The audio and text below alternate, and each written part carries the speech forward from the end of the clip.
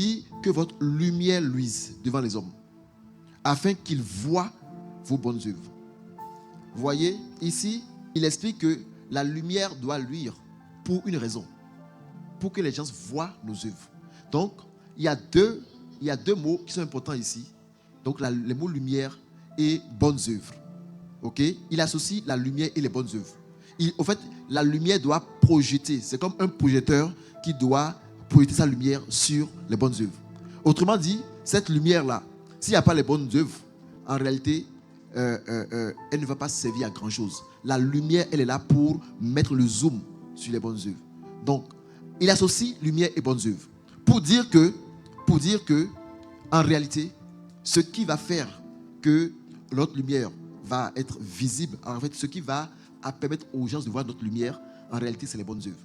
En réalité, c'est les bonnes œuvres qui vont attirer les gens sur notre lumière. C'est comme si, tu vois, parfois, on allume, on met une lampe, souvent pour éclairer quelque chose qui est en face. Vous allez voir que très souvent, sur les rues, très souvent, vous allez voir des enseignes. Et souvent, devant l'enseigne, on met une lampe pour éclairer l'enseigne. En réalité, ce n'est pas la lampe qu'on veut que les gens regardent, c'est l'enseigne qu'on veut que les gens regardent. Et comme l'enseigne n'est pas éclairée, la lampe devant l'enseigne permet de voir l'enseigne. Est-ce que vous êtes déjà arrêté pour regarder la lampe quand vous passez? Non, c'est l'enseigne qu'on regarde. Parfois, on met un projecteur qui est là-bas.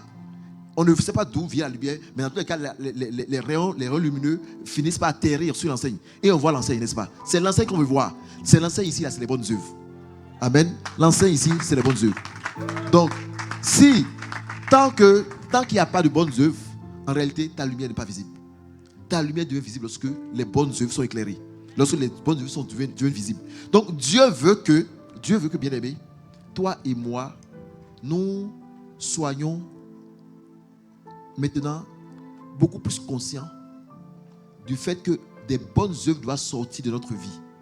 Et ces bonnes œuvres-là vont finir maintenant par révéler le Christ en nous, au cœur des nations.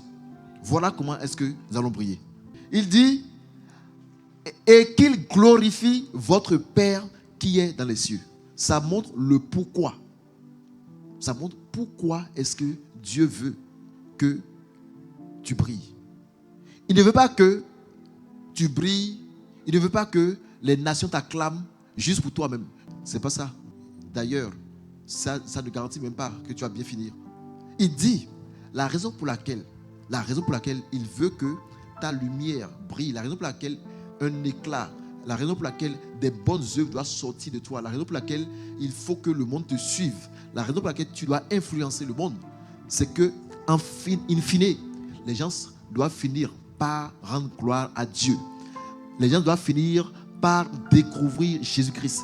Les gens doivent finir par dire, ah non, vraiment, lui là, je reconnais que vraiment le Dieu qu'il adore, c'est vraiment le Dieu véritable. Moi-même, je suis ce Dieu-là. Non, s'il a été capable d'accomplir ces choses-là, vraiment, je reconnais qu'il suit la bonne voie. La raison pour laquelle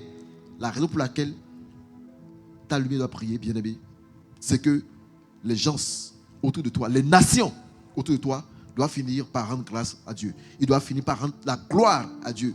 Ils doivent finir par suivre Jésus-Christ. Pas forcément à écouter tout ce que tu dis, mais découvrir le chemin de la vie qu'est Jésus-Christ.